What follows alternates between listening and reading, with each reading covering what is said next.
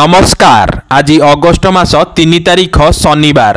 आसंतु देश विदेशर किछि गुरुत्वपूर्ण खबर उपरे नजर पकाइबा। उत्तर प्रदेश रु आसिला आलू गाड़ी ओडिशा रे खसिबो कि आलू दर। सूचना अनुसार गत किछि दिन हेबो हु हु होई बढ़िबार लागिछि आलू दर। ओडिशा रे आलूर समस्या नेई विरोधी दल नेतांक पाखरु आरंभ करी मुख्यमंत्री पर्यंत समस्ते पश्चिम बंग मुख्यमंत्री को आलू समस्यार समाधान पाई अनुरोध करिथिले।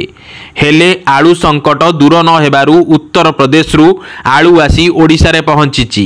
दीर्घ दिन धरी आलूर असुविधा हेबा फलरे एभली निष्पत्ति राज्य सरकार नेइथिबा नेई प्रतिक्रिया रखिचंती जोगाण ओ खाउटी कल्याण मंत्री कृष्णचंद्र पात्र। परवर्ती खबर सृष्टि हेला लघुचाप क्षेत्र।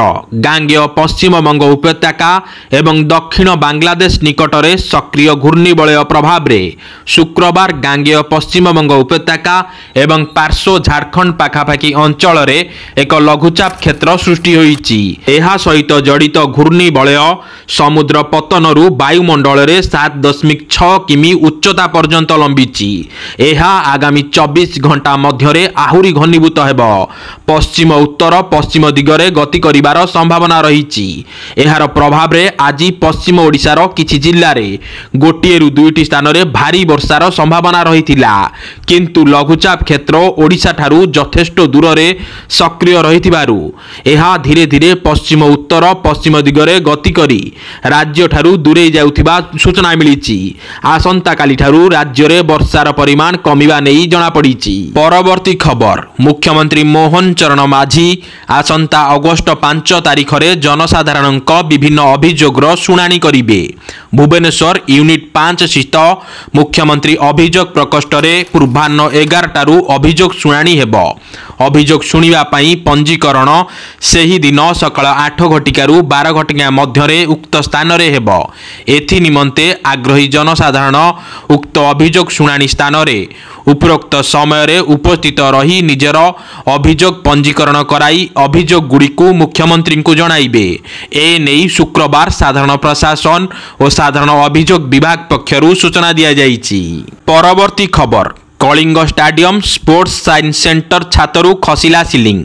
स्पोर्ट्स साइंस सेंटर रु सबु महलारु छातरु सिलिंग खसुची। वर्षा हेले अष्टम महलार छातरु पानी गडुथिबा अभियोग होईची।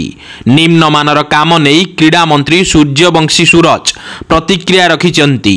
से कहिचंती तदंत कराजिबो, जे निम्न मानर काम करिथिबो ता विरुद्ध रे कार्यानुष्ठान ग्रहण कराजिबो। परवर्ती खबर नवीन पटनायक को भेटिले मयूरभंजर बीजेडी नेता माने। मयूरभंज बिजु जनता दलर नेतृवृंद आज संध्यारे नवीन निवास ठारे बिजु जनता दलर सभापति तथा विरोधी दलर नेता श्री नवीन पटनायक को साक्षात करी जिल्लार सांप्रतिक राजनीतिक परिस्थिति संपर्क रे आलोचना करिथिले। मयूरभंज जिल्लार सामग्रिक विकास तथा जनसाधारणक विशेष करी जनजाति संप्रदायर शिक्षा स्वास्थ्य आदि विकास क्षेत्र रे बिजु जनता दल सरकार समय रे निया जायतिबा पदक्षेप पई श्री नवीन पटनायक निकट रे कृतज्ञता प्रकाश करिथिले। भारतीय बाजार को दोहलाई देला अमेरिका। निवेशकंक 4.56 लाख कोटी टंकार क्षति। अमेरिका रे मांदावस्था आंशिक भितरे भारतीय शेयर बाजार रे बड़ ह्रास देखिबा पई मिलिछि। अनेक बड़ बड़ कंपानी रे शेयर 5% जाए तळकु खसिछि। सूचना अनुसार गुरुवार अमेरिकीय शेयर बाजार रे बड़ धरणर ह्रास देखिबा पई मिलिथिला, जहार प्रभाव शुक्रवार भारतीय बाजार उपरे मध्य देखिबा पई मिलिछि। बीजेडी रो बसा खाली होई जिवो, भविष्यत रे बीजेडी रे केही रहिबे नाही एभली कहिथिबा अरविंद ढाली को काउंटर करिचंती बीजेडी नेता उमा सामंतराय। पक्षे ढाली को कटाक्ष करी उमा कहिचंती जेउ माने रंग बदलांती सेमानक चरित्र सेपरी आज भी ओडिशा रे बिजु जनता दल शक्तिशाली दल होई रहिछि। ओडिशावासींकर नवीन पटनायक प्रति विश्वास अछि। बीजेपी नेता अरविंद ढाली कोन कहिले